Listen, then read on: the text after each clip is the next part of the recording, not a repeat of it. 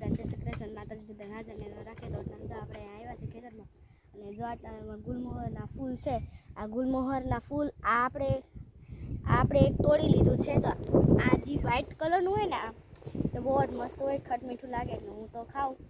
મને બહુ જ ભાવે તમને ભાવતા હોય તો તમે પણ ગુલમોહરના ફૂલ વાવી શકો અને તમે મોટા થાય ત્યારે ખાઈ પણ શકો સરસ લાગ્યા છે બહુ મસ્ત છે મસ્ત ગુલમોહર છે પછી એ કહે છે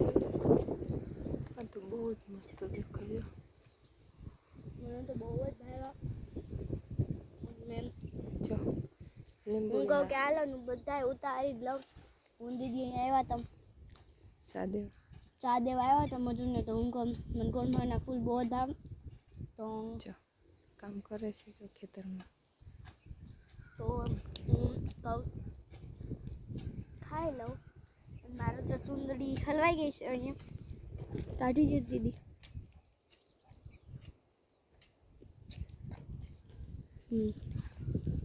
તો હવે હાલો આપણે પેલા ગુલમોહરના ફૂલ તોડી લઈએ